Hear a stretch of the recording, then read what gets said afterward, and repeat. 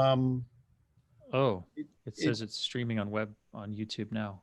yeah, I think maybe I might have fixed it. I think it automatically closed the OBS software.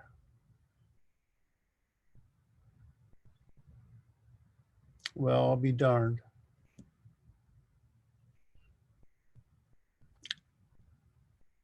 Um, Michael, the last link that you sent me, does it end with YQ84? No. Okay, I am about to send a link that appears to be working, and I'm sending it to our communications thread, so that should include everybody.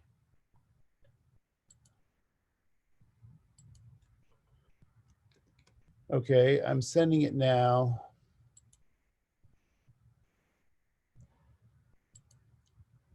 And it appears to be live. It's hard to know. I'm on my Zoom webinar. It says it's live on YouTube. Okay. All right.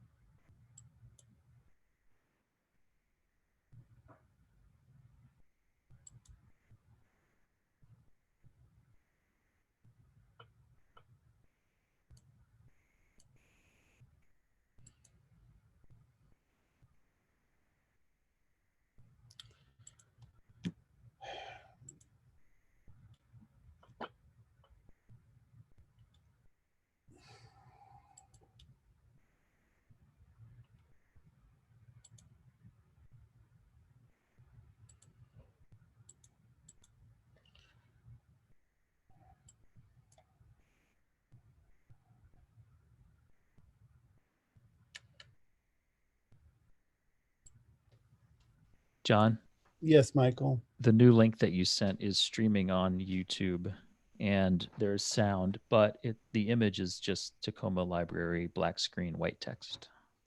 Okay.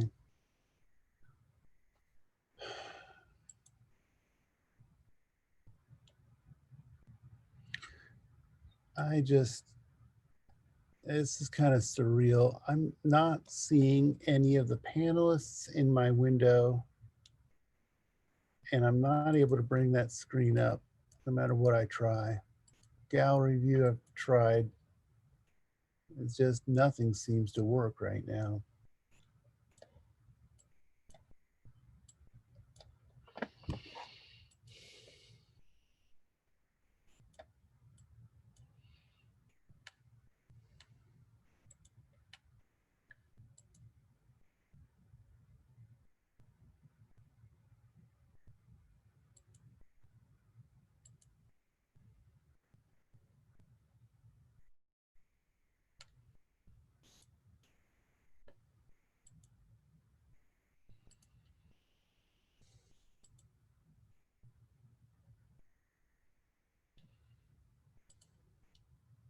I I am kind of just blind. It shows that we are streaming now without OBS, but I can't see the panelists and I don't know what's being recorded. And all the other panelists, you all can see each other? We can see the boxes. Like if I I'll turn be my video darned. on. You know what I did? I started and then stopped my video, and then all of a sudden, I guess I have no choice but to be visible. All right, Michael. So we are recording, and this can be edited. And if you'd like, we will just go ahead and fire this thing off. And Yeah, I get think going. Kat, hi. I think it's working. There is a delay and it looks like the chat is open. Oh my Well, gosh. Well, and because Gloria says hi, John. Hi, Mike. Hi, Gloria. Hi, Gloria. Um, so I guess we're working. Hi, everybody. Welcome to Louder Than a Bomb virtual 2020 Indy-slam. We are, as you can see, in the midst of trying to figure out all of the tech stuff that's happening here. I am not an expert in technology. I still write in a book with a pencil and a pen. So we're really grateful to the Tacoma Public Library and John Hargis, who's here with us, who's been helping us sort through all of this stuff. We're going to get to this poetry slam. I will be one of your hosts this evening. My name is Michael Hefflinger. I work for Right 253. The other host is... I am Kat Milani. This is my 4th year hosting LTAB, I think. Egads, is that true? That's, yeah. And Wow. I'm also a teacher at Lincoln High School. I teach English at Lincoln. And I write poetry and edit for Creative Colloquy. So yeah, that's... Yeah, shout out Creative that's Colloquy. Yeah. Shout out to Lincoln High School. Go Abes. That's Nice. the L. Nice. So we're going to go ahead and get into this. For those of you, I got to try out this thing that I did today. Hold on. Let me see if this works. Oh, that's great. That's, yeah. Crank And it. we should have a little Smokey Wonder soundtrack happening for us too in the background. DJ Smokey Wonder, say hello. What's up, man? Tonight, our DJ is a judge. Oh, that's great. That's, yeah. Crank And it. we should have a little Smokey Wonder soundtrack happening for us too in the background. DJ Smokey Wonder, say hello. What's up, man? Tonight, our DJ is a judge. Hello. Did we lose it? We did. We lost the music because we were having a feedback problem. And Yeah. I thought that was just up here. Okay, that was everybody heard that. Okay. Well, go ahead and get the music going. And Kat, why don't we introduce the folks to what the show is going to be this evening? Sure. For those of you who don't know what Louder Than a Bomb is, Louder Than a Bomb Tacoma is part of a national network of poetry slam events for teenagers called Louder Than a Bomb, started in Chicago in 2001 by an organization called Young Chicago Authors. Shout out YCA. Check them out on all the socials for cool workshops and events that they do that you can access nationwide. And they've been doing LTAB. This is their 20th year doing Louder Than a Bomb. This is our 5th year doing Louder Than a Bomb. And our Louder Than a Bomb was the first one on the West Coast. So if you're home watching that and you're excited about that, wake up your neighbors, make some noise for LTAB on the West Coast. Kat, what are we in for tonight? Well, tonight we have 6 amazing poets that will compete in a poetry slam, which is an Olympic-style competition where 5 judges, or do we have 5 judges? We have 5 judges. We have 5 judges seated in the audience, and they're going to score points from 1 to 10 based on the poetry that they hear. And then we take those 5 scores, we drop the top score and the bottom score, and we add the middle 3, giving our poets the opportunity to earn 30 total points for their poem. But though it's a competition, Kat, we do want to remind everyone that LTAB Tacoma is not about winning the slam. Like, I know we all want to win, but it's more about building community around the love of writing and spoken word. That's why we like to say, the point is not the point is the poetry. Well said. Tonight's slam, we have 2 rounds. Each poet has 2 poems. So the poets in order are... We have Sage Heath. Give it up for Sage. Woo! Then we have Katie Foran. We have Tara Ryan. We have Phoebe Chartok. We have PJ Sorum. And we have Zoe Bradley Hart. Give it up for all 6 of the poets. I got this cool echo when I stop it. We're so excited. Yeah, we are excited. I'm pretty stoked for what we're getting into here tonight. For those of you who don't know, Louder Than a Bomb typically, like most of the things in our lives, is an event that we do in person in large congregated groups in indoor spaces. And it was scheduled to begin on March the 6th. And so about 5 months from today, we were going to start LTAB. This was our 5th year of doing the live team poetry slam. But of course, because of the COVID, we had to postpone it. And instead of doing the old-fashioned team poetry slam, we're just going to do this kind of Indy-slam and see how it goes. Maybe do a few more of these. So these 6 brave souls are setting the course for the rest of us to see how we do with this online virtual format. I know some of them are out there watching. So hello, poets. Thank you for participating in this event. I hope Kat and I do you proud.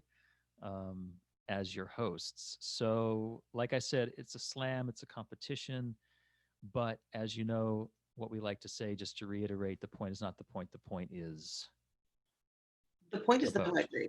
The poetry, right? We're here for the poets. So we do have judges. These are typically a very sad group of people who don't have anything better to do with their time but judge high school poetry competitions. And I'm not judging them. It's fine. I get it. People got to do different stuff. So sorry, Smoke. But we want you to know in the audience. Well, Kat, tell them about the judges as I stand over here. I do love the judges, but sometimes, occasionally, the judges are not the quickest on the draw, and they have scores that we don't necessarily agree with, right? So they have their opinions, and they can have their wrong opinions, and we have our right opinions. Exactly. So if you hear a score that you don't like, we want you to let the judges know by typing "listen to the poem" into the comments box. Feel free to use all caps and 11 exclamation points. Let the judges know. We will be sending transcripts of the chats to all the judges' home addresses after the show is done. So, let them have it in a nice way, should we meet the judges? Yeah, let's meet the judges. Let's meet the judges. So the first judge is Catherine Feltz. Catherine is a poet from Tacoma, Washington. Hold on. Yay, Catherine. We always ask the judges, why are you qualified to judge a poetry slam? And Catherine's response was, I'm qualified to be a poetry slam judge because I love, and that's all caps, poetry. I love learning about people and the world through poems, and I love to expand my perspective by listening to the stories people tell in poem form. I also really like to write poetry and know that anyone brave enough to write and share their work deserves applause and a listening ear. Poets, you're going to get both of those tonight. So give it up for Kat. Hey, Kat. Thanks for being here. I like the hair, looking good. All right. Our next judge is a human named Daniel Garcia, aka DJ Smokey Wonder, who is also our DJ this evening. He says he is as old as fine sand, and he's coming from Tacoma's Hilltop neighborhood. He is qualified because he says, quote, "I am a poet and was not even aware of it is the reason I would like to be qualified as a judge." Or if that's too dad joke, you can say I was offered a handsome sum of money. It's true. That money was gorgeous. It was very pretty money. Beautiful money. Oh, whoa. And there is our DJ Smokey Wonder in the corner having a snack. Welcome, Smokey. Our third judge is Abby Murray, who is Tacoma's poet laureate and the editor of Collateral Magazine, who says she is qualified to be a judge for a poetry slam because she has exactly 2, that's 2 letters of recommendation from cats. So are those recommendations from Cat F and I, or like animal cats? Animal cats. They're really unpleasant. Do the cats have letters of recommendation to underscore their letters of recommendation for you? Like, can we judge that the cats' recs are actually worth? Probably. Can you send those over to? They're both now. They're both deans. It's serious. Oh my gosh, that is serious. Wow, smart cats. Thanks Mhm. for being here, Abby. It's nice to see you. I love being here. Thank you for having I'm me. glad you're here. Also, Abby, I'm coming for your poet laureate of Tacoma. That's my Uh-oh. next job. It's my next gig. The gauntlet is thrown. Oh boy, you heard it here first, folks. All right, and our next judge is Elvin, who lives in Tacoma. His spirit is 24 years old. He is qualified to be a slam judge because he says, "My last name is Buku," actually translates to one who is preordained to judge poetry slams in ancient Tagalog. So I am just here fulfilling my destiny. I am in love with your audience track. It makes me so happy. Elvin, it's good to see you. Thank you for being here. Our final judge is Alyssa Torres. Alyssa sent me a bio at some point and I didn't copy and paste it into my script. So I'm just going to let Alyssa speak for herself. Alyssa, why are you qualified to be a poetry slam judge? That's probably my bad because I sent it super late because I'm a procrastinator. That's just me. My bio is not nearly as funny, so I'm glad you saved mine for the last. That's great.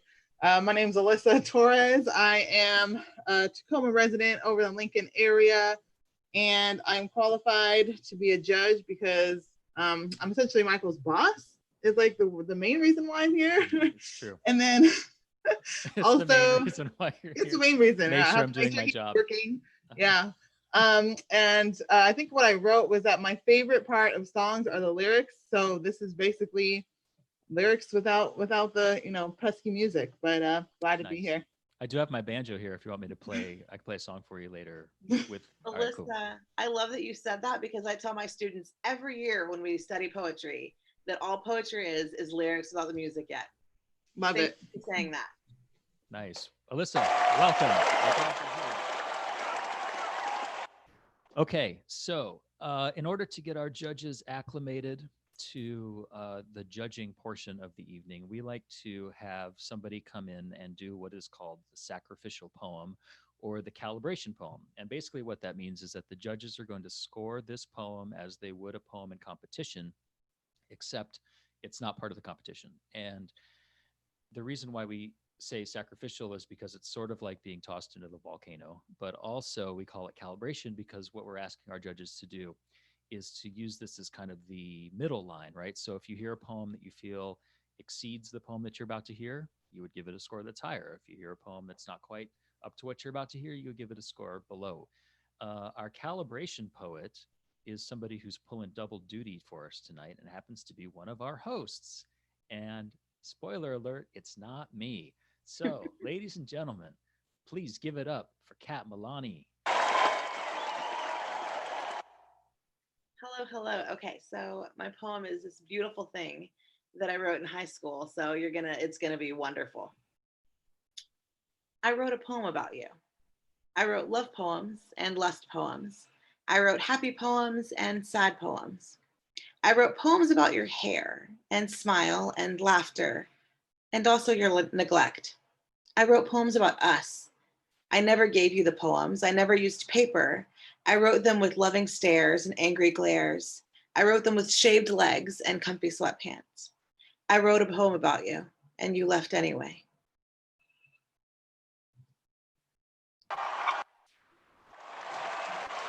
Okay, thanks, Kat.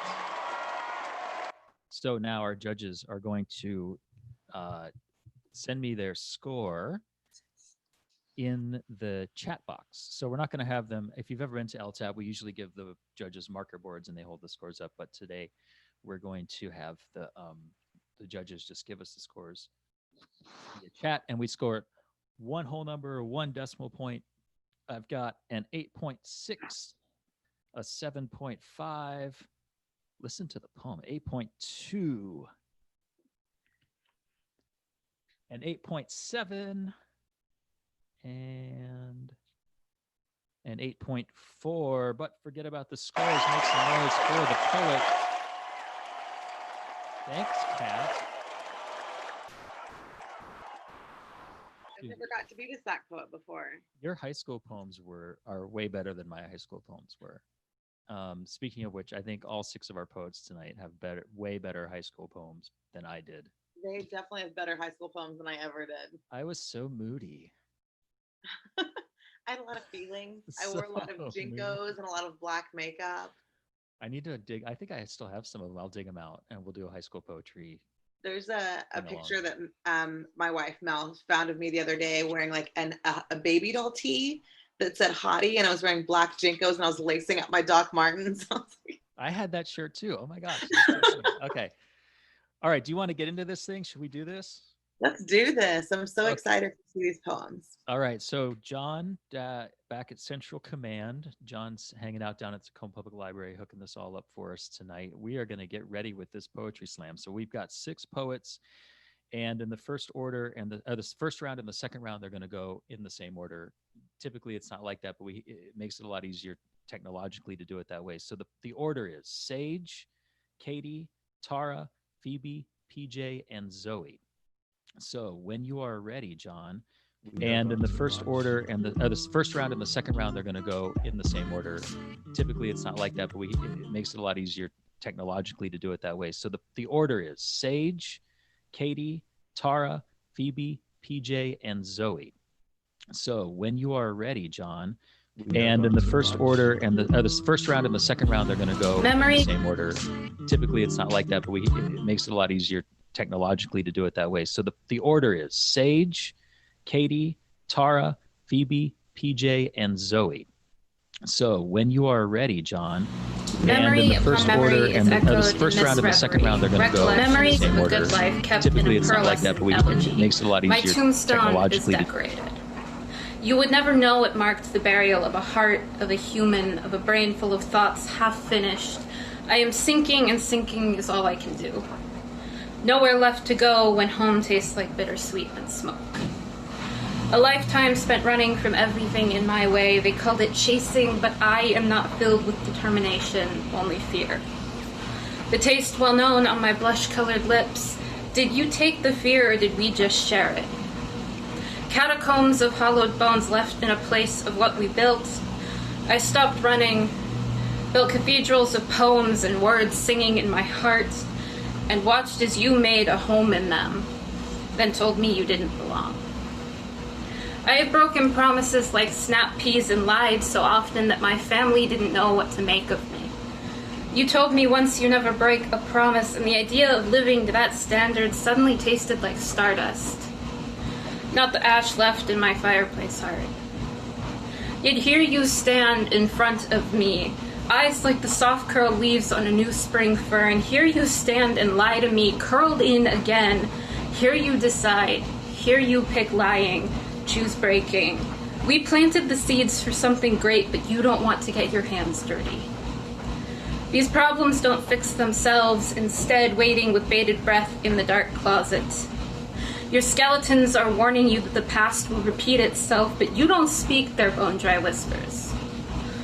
When your past ties you down, you do not listen. I refuse to be placed on a pedestal and blamed when you accidentally destroy it. I am not your solution, I'm your support. Not your fix-it cleric or the martyr you think you need. I was the home waiting for you to come back to. When you realized all I did was pack up the boxes, memories wrapped in cardboard and put right in that skeleton closet. But I can wait forever. Won't wait forever. You gave up home for the lies you told. Try growing up before expecting another second chance. I'm all out for now.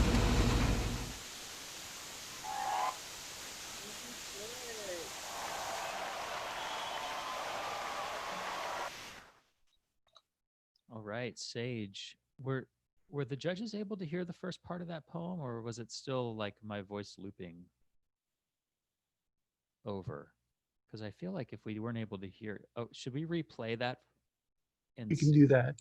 Can we please do that? I think it would be fair. Wouldn't be fair to Sage. Yeah, let's replay Sage's poem, which is cool because there's like 2 lines I wanted to write down. I didn't get to it fast enough. So here we go. Let's try it again. Memory upon memory is echoed in this reverie, recollections of a good life kept in a pearlescent elegy. My tombstone is decorated. You would never know it marked the burial of a heart, of a human, of a brain full of thoughts half finished. I am sinking, and sinking is all I can do. Nowhere left to go when home tastes like bittersweet and smoke. A lifetime spent running from everything in my way. They called it chasing, but I am not filled with determination, only fear. The taste well known on my blush-colored lips.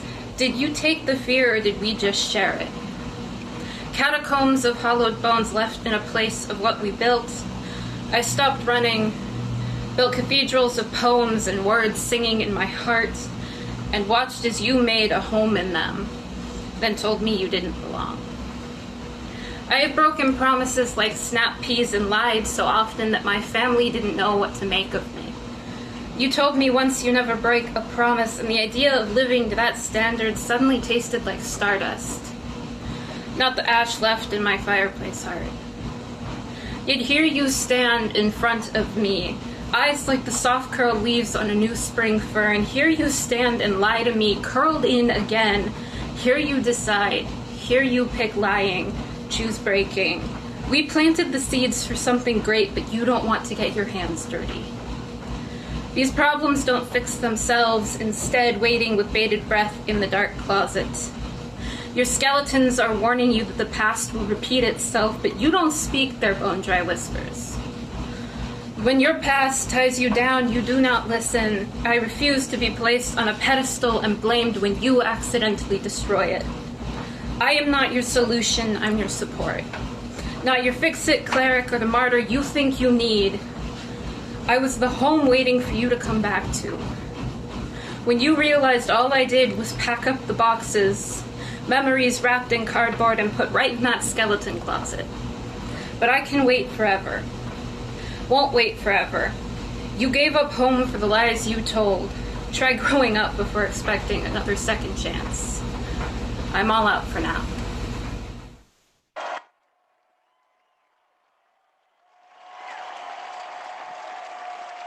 Give it up for Sage. All right, judges. Got 1 score. 2, 3, 4. One more.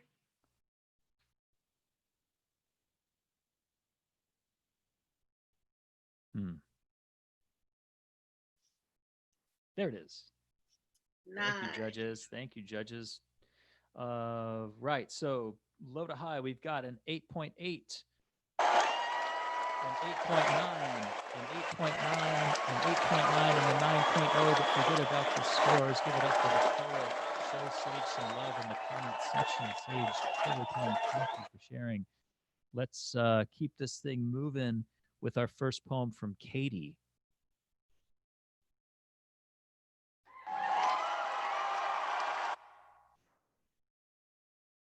This poem is titled Feminine.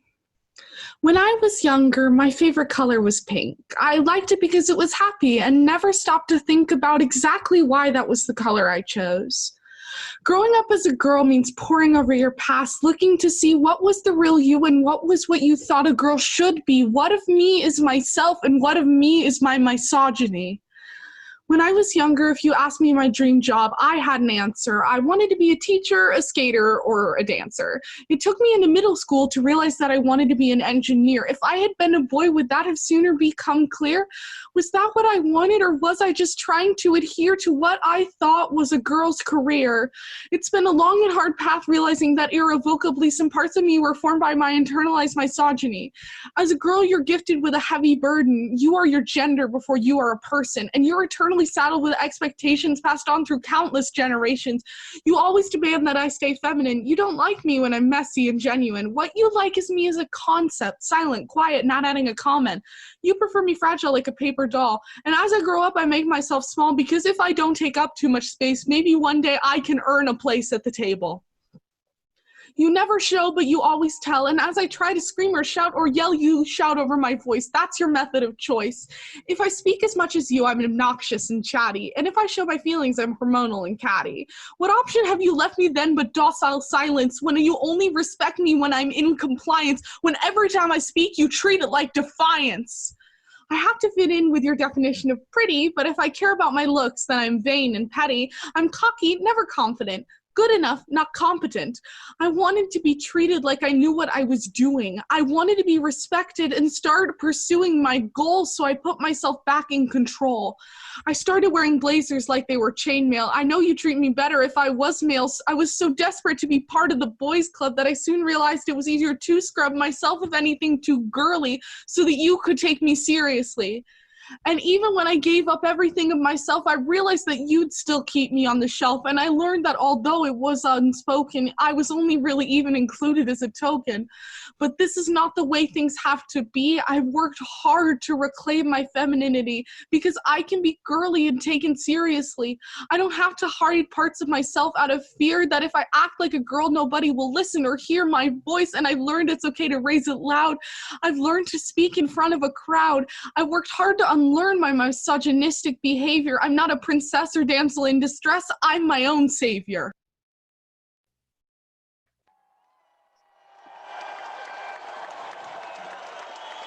Give it up. Okay, Katie, Excellent work. Oh my goodness. The judges seem to think so too. let's see, judges. I'm having trouble keeping up. Let's see, where are we at here? Okay, I've Starts got with 1, 10, 2. 9.3. Yeah, I got a 10. I got a 9.3, 9.8, a 9.2, and an 8.8. Forget about the scores. Give it up for the poet. Excellent work, Katie. That was so good. I had to write down you or your gender before you are a person because I felt that on a very serious level. Nice. Yeah, cool. All right. So let's keep this thing moving with the first poem from Tara.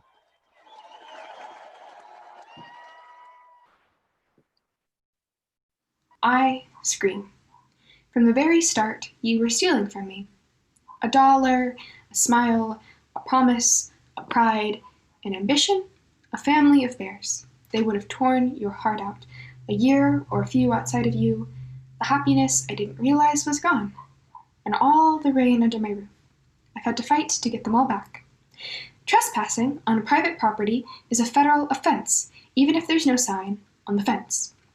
Sometime I'm going to force your hand away so hard, all your bones will shatter, like you shattered me. Strike one in a game that has no rules, because it isn't a game. Hiding in the bathroom, because if I went back downstairs, I thought you would rape me.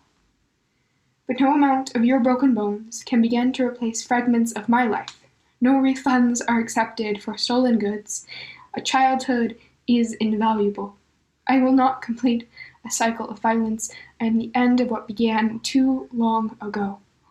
In the hand that struck the child, in the hand that struck the lover, and so many others, no one will need to duck my hand. I still want to punch a hole in the wall, as if it would make me let go of it all. Just breathe. Throat closes, start to heave. It leaves. Panic sank the Titanic, and I feel like I'm drowning in the Atlantic. I heard that's what depression feels like.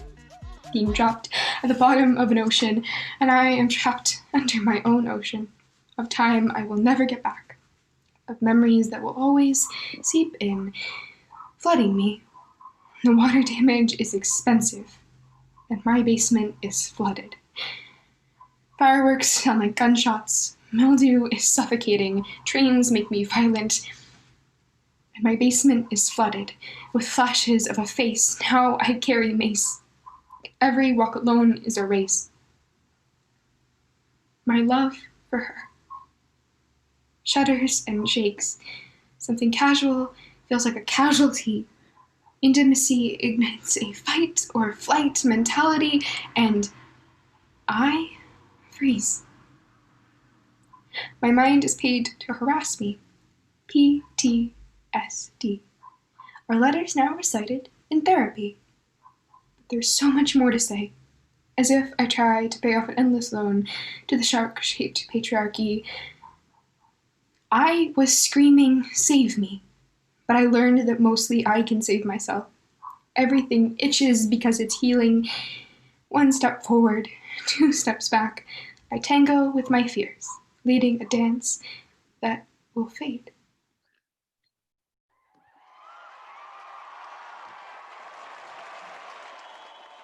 Give it up for Tara, everybody. Let's see what the judges.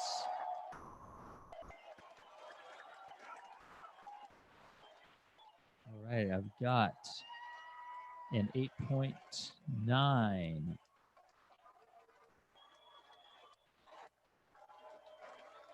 An 8.7. An 8.9. Another 8.9. And a 9.0. Forget about the scores. Make some noise for this poet, ladies and gentlemen. Shout out to our disembodied applause. Judges, how are you doing out there? Do you need anything? Can we get you some pink M&Ms? We get you something, anything. What do you need? We'll have it sent over right away. Alyssa's doing great, loves the crowd. The crowd's very spirited, and they definitely don't sound the same every single time, which is great. Kat wants more poems. Elvin's feeling good. All right, judges, let's keep this moving. We've got the first poem from Phoebe. Give it up for Phoebe.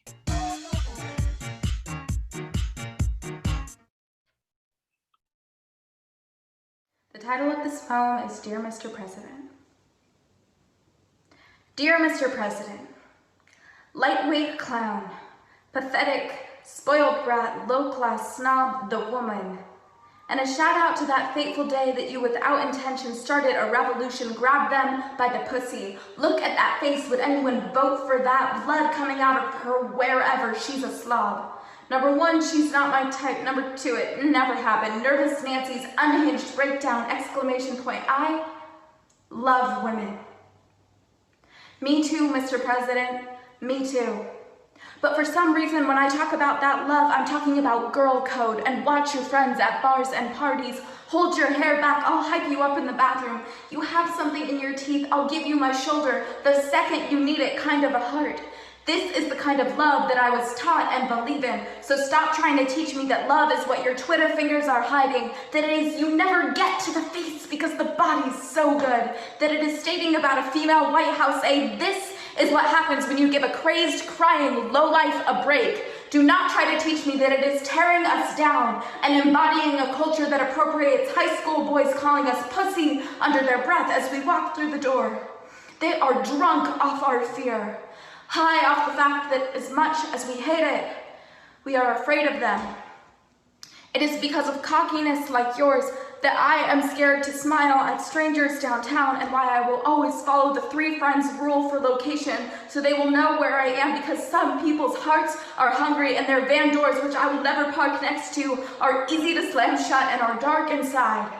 And the way you plow us over makes me wonder how long it will be before I can walk down a strange street without the company of my 6'2" male friend at my side and still be able to wear a face that says, I dare you. Why do you enable them to think of us as refuges for your wandering hands and toxic remarks about our body parts before remembering that beneath it all we are beautiful brains and grit and hope that no one will ever again seek anticipated justice in the excuse she is not my type, that we can walk with confidence and not feel unsafe because of the cut of our skirts and hemlines of our shirts, that we will be remembered for the beautiful forces of stubborn nature that we are, that we will find a world that takes all of us, every broken piece and every layer of Maybelline, that we can show our battle scars cut deeper and fortifying our rage every time you take our bodies and qualify them as our only capabilities. Horseface, she's certainly not hot. Your collection of presidential bullshit is becoming a compilation of our strength. Sadly, she's no longer a 10. You wouldn't have your job if you weren't beautiful. Does she have a good body? No. Does she have a fat ass? Absolutely. Nobody has more respect for women than I do. Nobody. Nobody has more respect.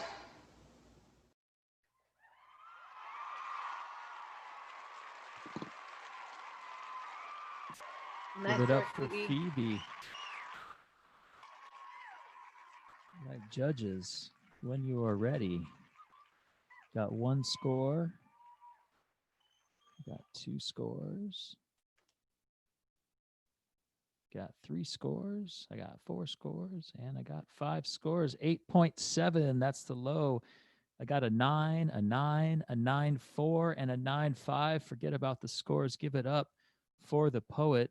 And let's keep this moving. Wait. Oh, where'd it go?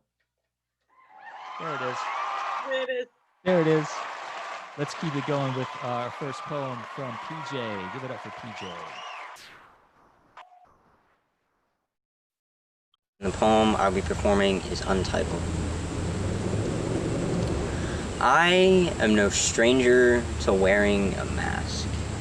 I am no stranger to wearing a mask because I walk these streets face half full, half empty, like a glass of water, like the moon spilling between phases, like I love you, but I am no stranger to wearing a mask. I am no stranger to strange stares from strangers because no matter what face they see, I am too scared to face me.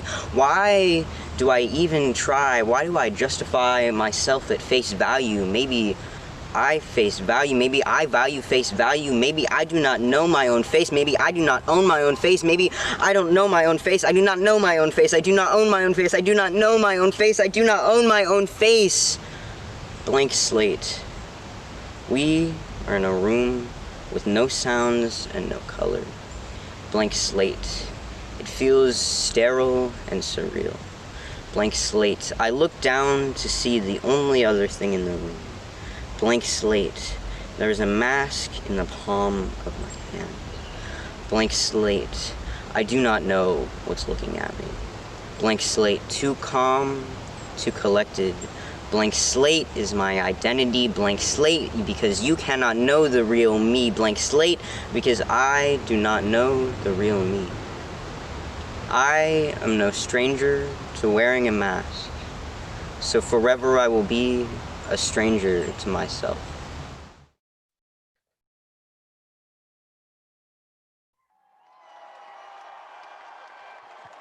Good job, PJ. I'll make some notes for PJ. Let's see what the judges got going over here. Let's see.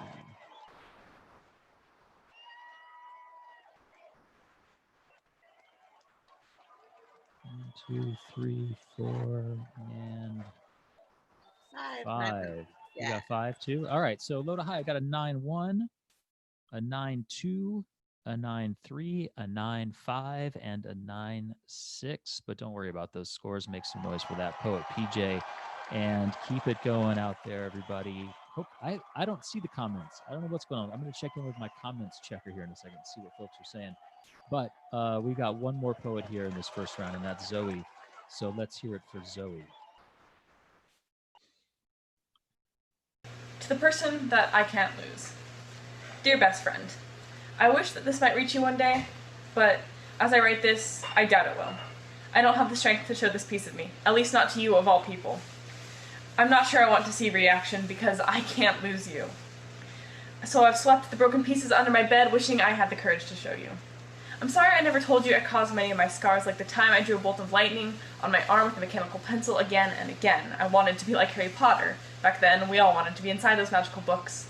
And the scar on my leg from where I grabbed a piece of plastic off the lake bed, it scratched me because I have no spatial awareness. The only reason it's a scar is because I scratched the scab off. And there's other smaller scars because I can't leave myself alone. Allow me to apologize for not being able to tell you that I was terrified of dying. I know you have your afterlife, but I have none except the eternal non-existence, which is so hard to comprehend. I'm sorry I've never said that I'm trapped inside my own head, my worst enemy, telling myself bad things will happen, worst case scenarios play in my head sometimes when I try to fall asleep. I don't know whether my conscious or subconscious is in control. About a year ago, there was one scenario that lasted a few days, but stays in the back of my mind and as a real fear, and it was about you. You stopped texting, stopped talking to me, no communication whatsoever. I asked what was happening and you didn't respond. I kept trying and failing to find what was going on. You only talked to me if you absolutely had to, and I didn't understand what happened. I felt lost and it hurt so much. I'm so scared that might happen, though I know you don't want me either. I know it's irrational, but it's terrifying because I don't know what I'd do without you. That's why I've never told you any of this, because I'm scared that if you see this, you'll see how messed up I can be, and that skewed reality will come true. Whenever I try to speak, the words stumble to a halt on my tongue because my brain has convinced me that the words that will leap from my mouth and you will flee from them. As my broken side surfaces to you, so I've kept it inside, afraid of what you would think. So I had to write this somewhere. I want to tell you, but I'm not brave enough to face the possibilities my brain perceives. Maybe one day I will. I hope so, because then I can tell you, I'm sorry I couldn't say this sooner.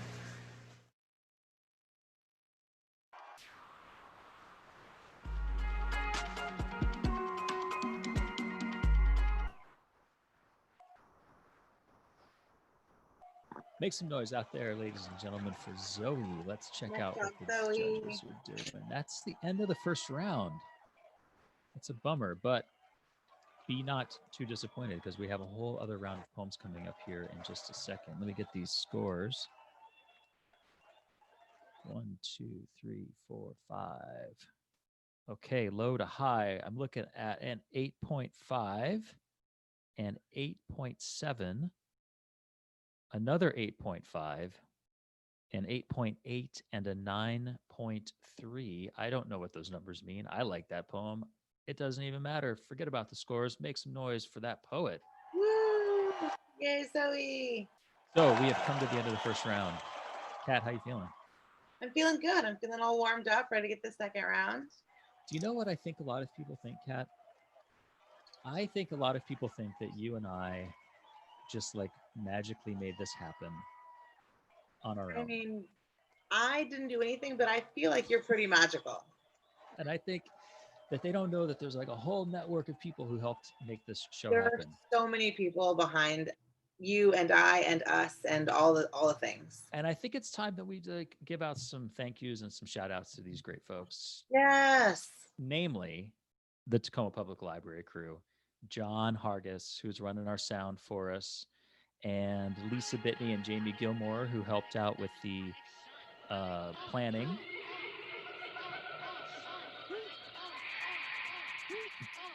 Hi, there's Daniel's music.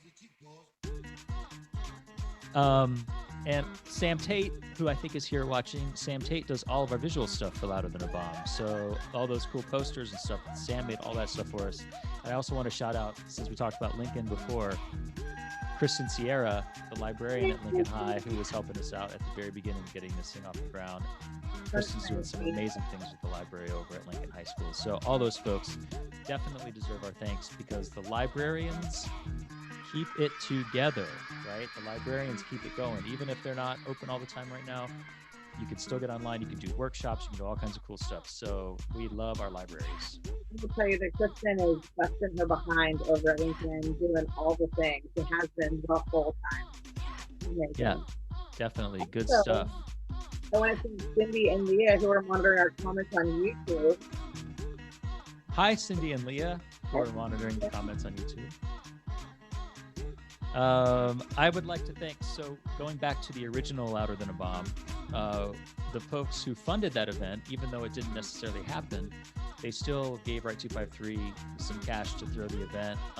And I think it's definitely worth thanking the Washington State History Museum, who was going to host us for the live event. They've been so good to Louder Than a Bomb over the last couple of years. The Tacoma Community College Office of Student Engagement, who hooked it up this year with Crossing the Street, which is our pre-slam poetry event where we write together, we have lunch, we do an open mic. That was really fun. That was kind of the one thing we got to do for LTAB this year, and I totally loved it. And I really want to thank the Gottfried and Mary Fox Foundation, the Florence Kilworth Foundation, and the William Kilworth Foundation, and the Farber Bagenstoss Family Foundation, all of whom helped fund Louder Than a Bomb 2020 here in Tacoma, Washington. One of my favorite humans, Christina Butcher, who helped organize LTAB at Tacoma to begin with, and also Nicole Lindley, who's also amazing, spent their whole winter preparing for Louder Than a Bomb, even though It didn't go off as planned. So those are some pretty amazing humans as well. And finally, I want to thank all of the coaches who are mostly, I think all of them, I would say, are teachers or program service providers in schools here in Tacoma, in Olympia, in North Bend, North throughout Thurston, everywhere. North Thurston, yeah, throughout Pierce County. All of these teachers who stayed after school to get their poets ready for the Louder Than a Bomb that we didn't have this year, they put in incredible amounts of work to get these poets ready. And when we were doing the ramp up for tonight's event, we asked, of course, the coaches, who's out there, who's got some poems, and they hooked it up for us. So we love the teachers, we love the librarians, we love all the adults who help make these events happen and give these youth a platform to share their work. Now, I would like to introduce another poet who is not in the competition tonight, if that's okay with you. Oh my gosh, I can't wait. I'm so excited. Catherine Feltz, who is a judge, is also a poet, and said if we asked that she would share a piece with the crowd tonight. Catherine, are you ready to share a poem? I'm so excited. Okay. I am. Give it up, everybody, for Catherine. So my poem is really short. So I just want to say thank you so much to all of the people just listed who made this possible. And thank you massively. Like my teen heart cannot express it enough. Thank you so much for all of the folks who were brave enough to do this, all of the folks who were signed up initially who didn't have a chance to perform in person. I'm blown away by y'all. So please ignore my scores. Your poems are incredible. I'm just like buzzing. So this is called An Ode to Young Queers Whose Moms Reacted Weird When They Came Out. When I told my mom I was bisexual, she didn't say I love you, which is weird because she'd specifically said she'd love me no matter what, even if I was a lesbian or something. And here I was, or something, in all my glory. And she had the nerve to ask me if I was gonna start sleeping around. The only sound after that was silence, to which she replied, well, are you getting divorced? And yeah, eventually, but not because of this. Could you resist saying something negative for 1 minute? This isn't an opportunity for criticism or your cynicism. I've got enough of those. I was kind of hoping you'd just accept me and let me share my feelings with you, not make me feel stupid or out of place. I mean, my face already doesn't really match yours, and what's in store for me was always going to be difficult. I guess I wish there was still any chance of us dancing at my next wedding or not regretting the things we've said to each other, because you're my mother and I sort of have expectations or maybe hopes. Just less hesitation when it comes to holding space for me and everything I am and that I'll be. A freedom of sorts to explore my heart and head and all kinds of art. I don't want to have to keep hiding things from you or to feel I have to be untrue to be loved. I guess I just wish it had been different. But know this, I'll love you no matter what. Thank you.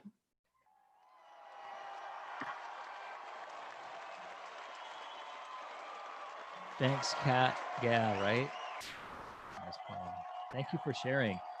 We love having showcase poets at LTAB, like folks who come up on stage and share something. Much. Yeah. So we really still have a appreciate full it. queer heart.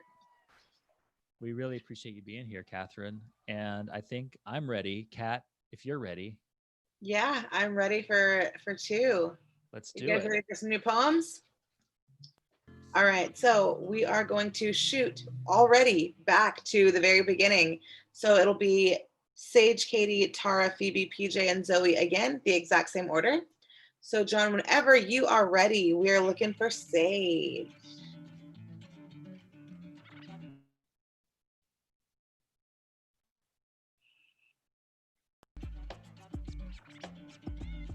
I am born of witches. I am born of girls, teens, barely women, girls hung and drowned and crushed for daring to stand out amongst a bleary backdrop of gray. Girls who said no to a man and suffered at his hand in the hand of the law that was there to protect. Girls who did not deserve to die. I am born of witches. I am born of survivors, women who stared death in the face and said, "You'll take me someday, but that day is not today." Women whose bodies conspired against them, whose own flesh tried to kill them, who stood up and said, "No, you won't win," and turned the tables. Of women with swords and women with pens used for the same thing, to fight. I am born of survivors. I am born of anger, a thirst for revenge so deep and consuming that it shouldn't have been sidelineable, of pain and suffering caused by the people who should have been refuge from that exact thing. A hurt that ran deep, deep enough to affect every little thing, every action and reaction. I was born with anger. But I was born of love. Not love from my mother or father, not love from my mother to my father or vice versa, but love from my mother to me. Love that keeps me warm by handing me a second-hand winter coat, an old coat, but a coat nonetheless. Love that puts a roof over my head and band-aids on my knees when I trip and fall because I inherited love's clumsy genes. Love who does not yell back, but who listens. Love who knows what it feels like to feel unheard, but saves her voice for when it matters most. I am born of pain and love and sorrow, of anger and hurt and so many things it would take hours to list them standing here. But I am also born of hope. Born with stardust in my lungs and my mother's blood in my veins. Born with the spirits and ghosts of the women before me standing behind and beside me. I am born with purpose. Purpose to right the wrongs that I can, to change the world in whatever way I can.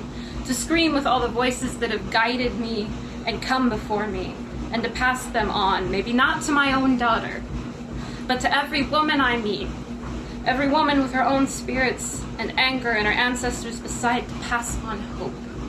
I am born of anger and hope.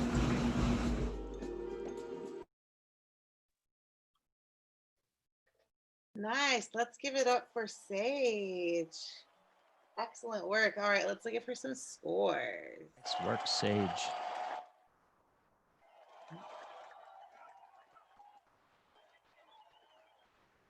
All right, you got some scores coming in. Kat, you want me to read them off for you? I do have some scores coming in. We got on the lowest one's 8.7. We have a 9.2, a 9.3, a 9.5, and a 9.9. Nice work. Forget about the scores. Give it up for the poet. Yeah. All right. Our next poet up is Katie. Let's give it up for Katie.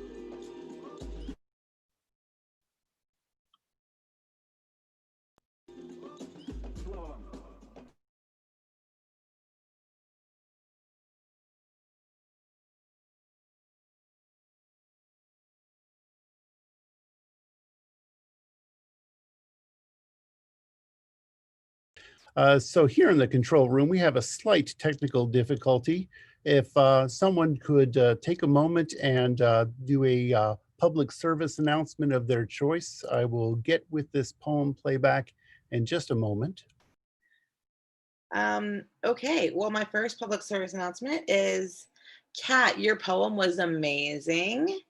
I just wanted to put that out there for a second. That's definitely a good public service announcement. Yeah. I would like to ask you, Kat, if you know any good jokes. I do. Will you tell one? Sure. Let's see. What I know so many good jokes. Why am I blanking right now? Oh, my favorite joke ever. What do you call a grizzly with no teeth? I don't know. What do you call a grizzly with no teeth? A gummy bear. That's a good one. It's so silly and I love it so much. Yeah, it's pretty good. I have a joke that yes. I was going to say in about 30 seconds, we'll be back up. All right. Okay. Mike, your joke. My joke takes longer than 30 seconds. Okay, well, just so you know, like the other day, my brother got 2 puppies and he named them Timex and Rolex. And I was like, what's that about? And he said, well, I wanted watchdogs. No. Do you even have a brother? No. That's I really mean, funny. technically I have two brothers, but, But they neither all- one of them got puppies. That's so good. I wonder if our judges have any good jokes that they want to share.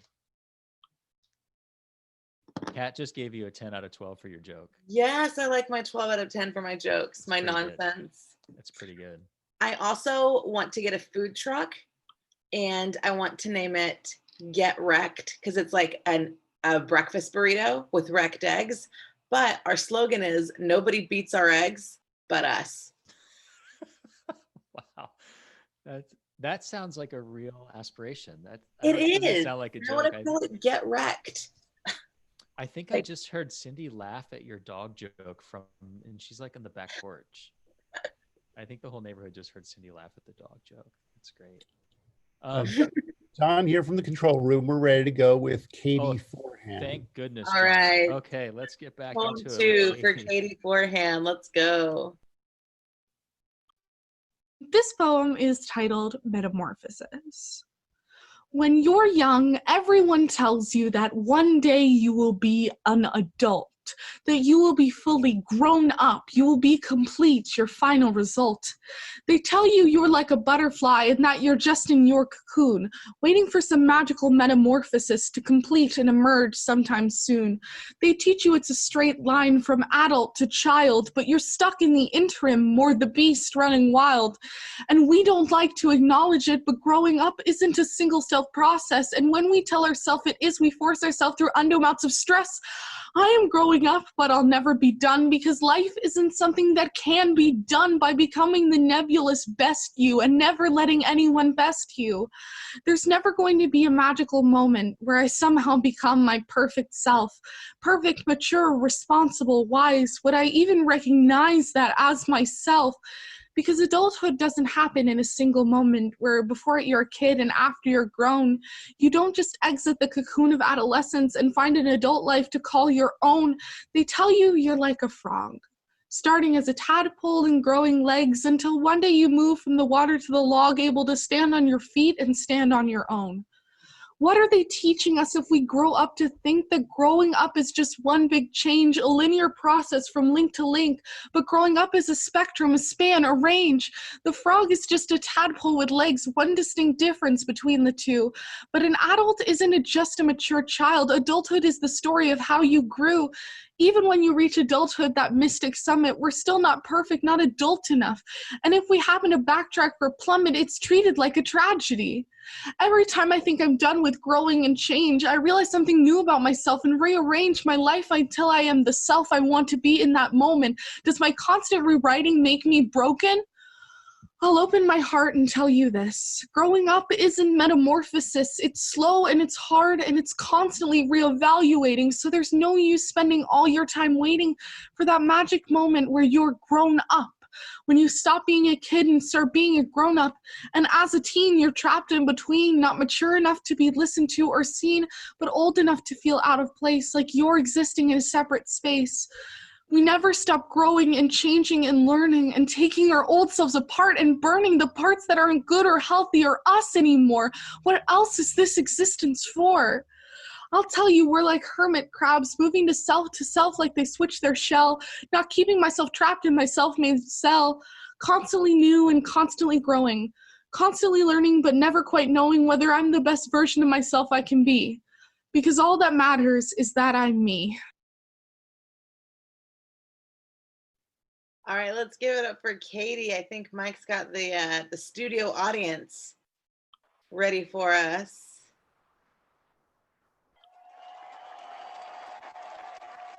Woo! Excellent work, excellent work. All right, 8.5 is our first score up. Score is coming in hot.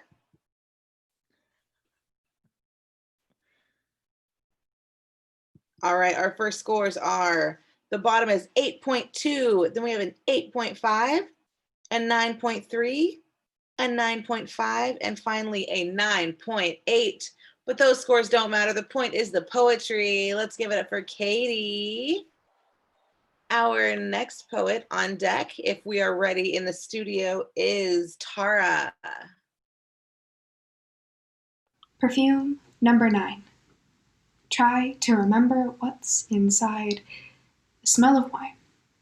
My body swinging from side to side. Death eats angels, I guess, in the real, material world. The dust in the costume vault of the theater that failed. Flamboyant mask. Her sweating neck. On the stage it reads, "Be right back." Soft floral soap of an adoptive mother who teaches love is an action and withholds reaction. It's rooted in me. A blend, a culmination. The words chanted when my mind is too clear. Life is painfully real at sunrise, as lovers part. You and your humming heart in my head. So there is the being washed out to sea. This morning I woke up to a drum, wanting her lips on me. Reflection is the closest we can get to the 4th dimension, and we are still in the right atrium. I dissect it all just to see. 2 of us combined can set it on fire so it's smoky, testing the incense you found under the green cross that no one would die on. A bit of gravity, and less reality, so it's half price. Cheap perfume. Nice work, nice work. Let's give it up for Tara. All right, while we get ready for that, guys, see what kind of scores we can get from these sweet baby angel judges. Oh, They're that's so nice. They may not be brilliant and they may not be perfect, but they are sweet baby angels. All right, we have an 8.4. We have an 8.9. We have a 9.1. We have a 9 flat and a 9.4. Excellent, excellent work. That means Nice. we're halfway through our second round. And if John is ready, we're looking for Phoebe. The title of this poem is I Am Waiting. I am waiting for spring to come, for full moons to rise, and to stand in the starlight with socks on damp green grass in October, which is far nicer than you might think. I am waiting to dance as freely as I dream I can. I am waiting for 4-leaf clovers and lilacs. I wait to touch the smooth leaves of eucalyptus trees and the soft skin of peaches. I wait for lands made up of clouds and for songs about the planets. And I remain where I am because of purple figs and the nice color of burnt orange. Because board games feel safe on the days when the skies are too dark. Even though when I am at my lowest, I feel like a small child with growing pains, crying all your tears out in the night as you wait for the sticky liquid Tylenol to kick in, waiting for the hurt to go away. Even though all I can tell myself is to wait it out, even though it feels like drowning in the longest rainstorm I have ever seen, there is still that word, wait. There's a reason I am waiting. I stay alive for calico dresses and for blue sticky notes on the white walls, for the way airport terminals make you feel like something's waiting for you, and for the way sun feels after a Pacific Northwest winter, for nights that I sit in folding chairs beneath the starry world above my head that I know I can never reach, and for redwood trees and for cucumber face masks on my skin. I stay alive for Spanish moss guitar chords, for my sister and for the love and for the next show and for the smell of tomato leaves after it has rained.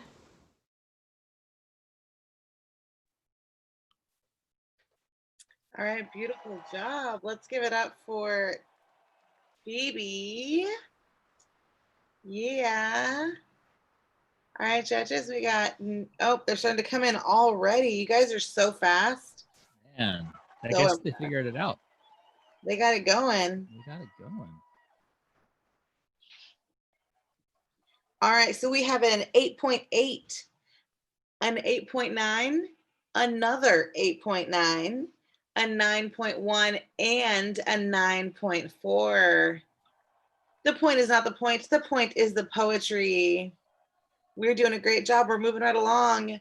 And this is one of our favorite poets. They come every year. Let's give it up for PJ. A speech I will give at my own funeral. I always wanted to become bigger than my body, to fill out a pair of platforms 3 sizes too big with accomplishments and pride. To finally fit into my adult-sized medium t-shirts from Value Village and say with certainty they are mine and I am mine. Future was never something I was good at. Always too little syllables for me to wrap my head around, always running, always forgive, no, forget, forget, forget, forget, forget, always living by mottos of dying men, because I crave remembrance in the reverence of real voices. In many ways, I always wanted to die. To become bigger than my body, to become something more than myself, to finally fit in.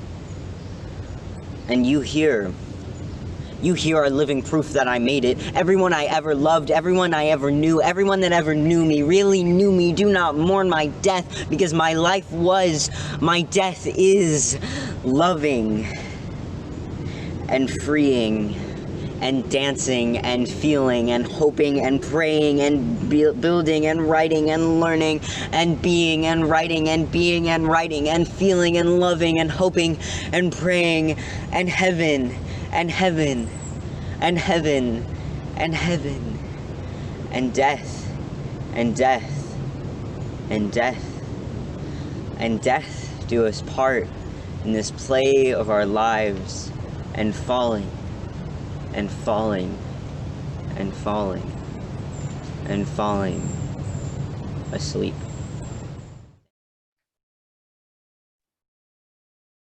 Nice work, PJ. All right, judges, let's see what you got going for you.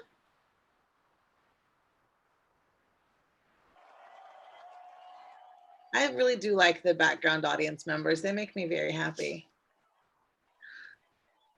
All right, we got them coming in. These judges are on top of it. I'm so impressed. Okay, we got a 9.2, a 9.5, a 9.6, another 9.6, and a 9.8.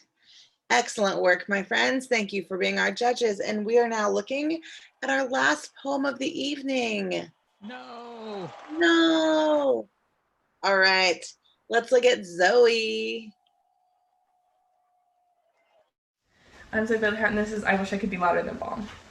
I try to speak, but no one hears. My screams fall onto deafened ears. Politicians roar their minds, but no one listens to my lines.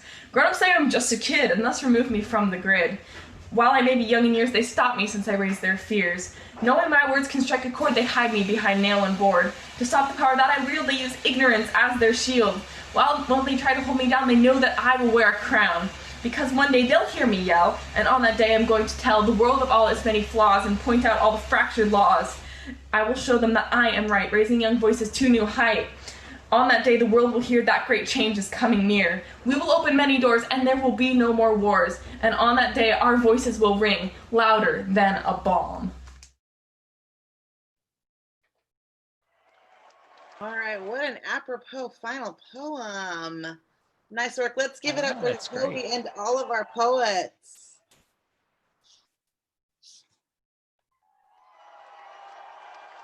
All right, already starting to come in.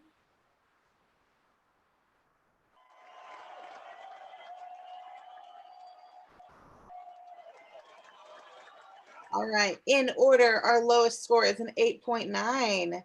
Then we have a 9.0, another 9.0, a 9.1, and a 9.2. Let's give it up for all of our poets. They are so brave. I'm so impressed. Excellent work, guys. Yeah, thank you all so much to the poets. Thank you all so much for taking the time to record your poems, to send them in.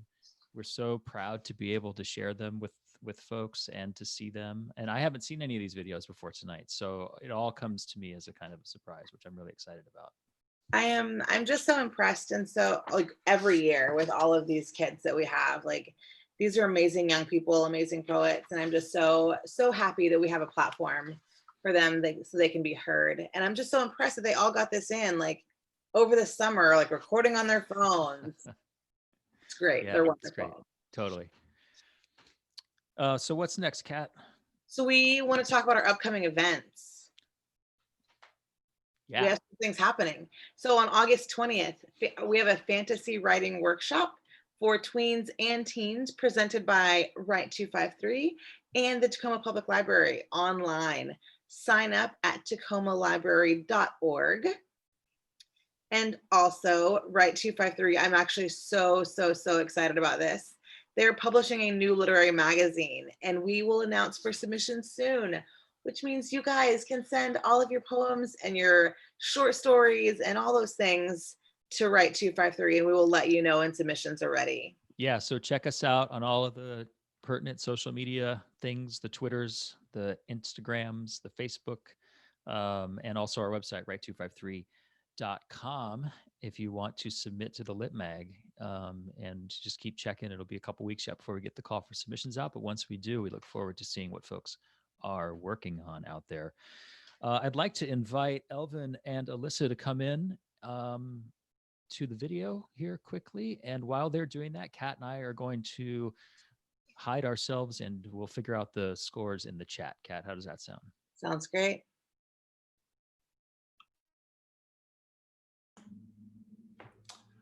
See if Alyssa is going to jump in first, and then I'll follow behind her, but I'm not seeing her jump on.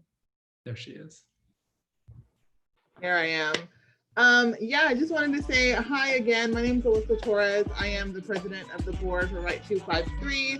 I am super happy to be here. Loved hearing those poems, and just wanted to just ask for a little bit of support, I guess. As Mike mentioned earlier, we were supposed to have this event back in March, and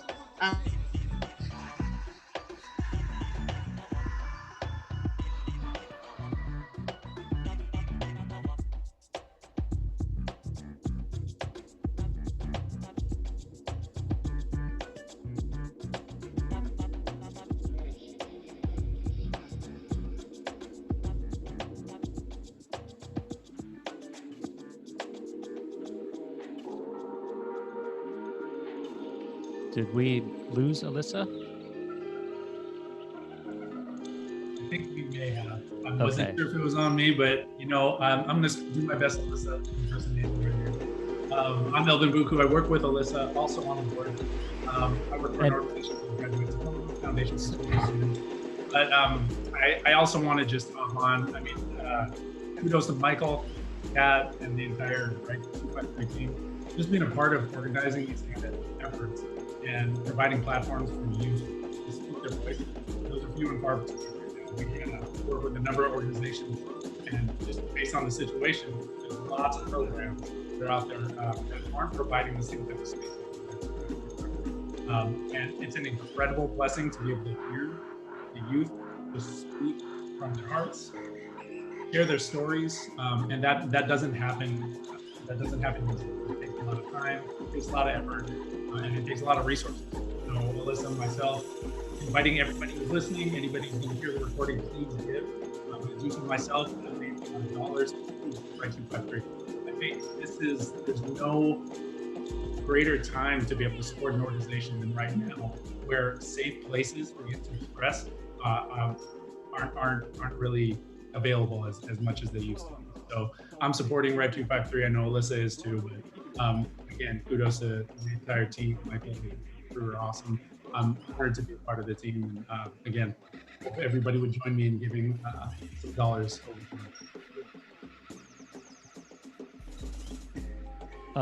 Thanks, Elvin and Alyssa. Alyssa, I hope your video's working still. Is it? Am I still here? Oh, there you are. Hi. It cut off. Of course, it was working smoothly this whole time, and then right when I try to, do some stuff with it, it decides to crash. But that's technology.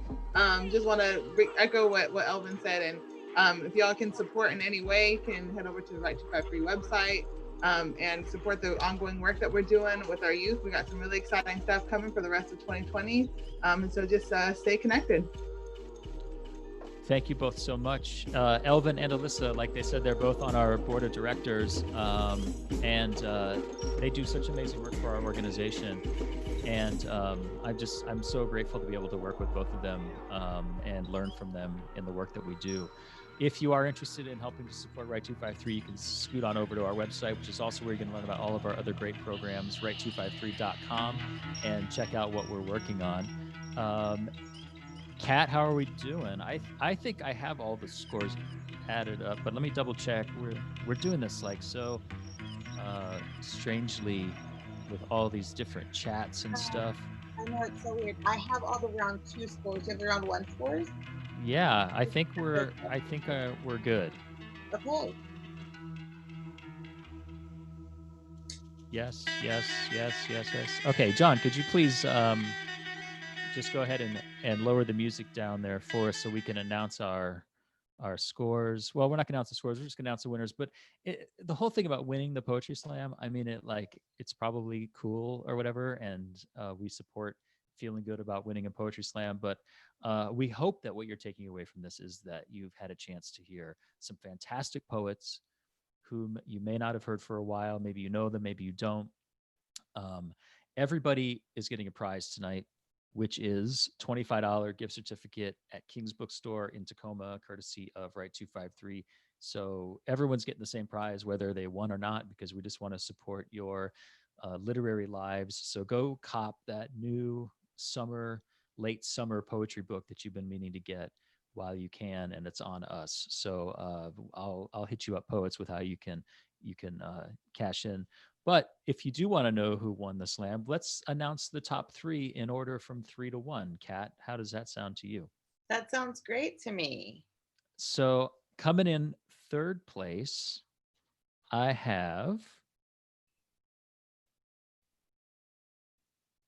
should be more prepared. Katie. Give it up for, oh wait, where's our announcement? Or our noise? Give it up for Katie. Woo! There it is. And 2nd place.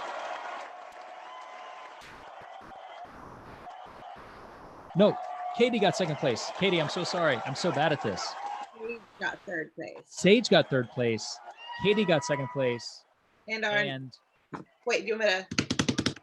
And 1st place, give it up for PJ. But PJ, Katie, Sage, you all did great. Phoebe, Zoe, Tara, you all did great. Honestly, it's so good. All of them are so good. I would like to possibly talk about maybe we could do this again sometime. Judges, do you want to come join us for a second on the video so we can all thank you kind of in person? And let's everybody out there in internet land give our judges a round of applause. It is not easy to judge these poetry slams, I promise. We like to make fun of the judges a little bit, but it actually isn't that easy, like when you're sitting there hearing these poems and they come at you, and we're very demanding of their time, and we're like, where's the scores? So we love y'all, and we appreciate you being here. I love being a host, because then I don't have to be a judge, and I also don't have to be a coach. Right. Those are the 2 scariest things, and I'm so impressed with all of those humans. Well, we want to thank you all again for tuning in, and I want to thank the judges again for their time, and the library for hosting us, and John especially for holding it down with the sound. And the music that you heard tonight in the background a bit sporadically, but it's, you can check him out on the web, Smokey Wonder. He's the sickest DJ in town. He DJs all of our LTAB final events and a lot of the stuff that we do, and we love him and we appreciate him so much. And so from Right 253, from me, Kat, we're signing off. Thank you all for watching the very first LTAB Tacoma. Thank you for making this possible. Bye. Bye, guys.